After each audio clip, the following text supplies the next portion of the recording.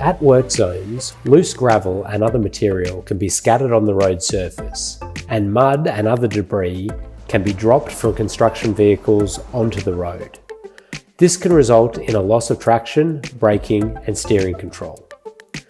To minimise this crash risk, loose material should be cleaned up regularly and warning signs installed if there is a risk of loose material being present on the road. At the completion of road upgrades and other works, ensure that all loose material is removed from the road surface.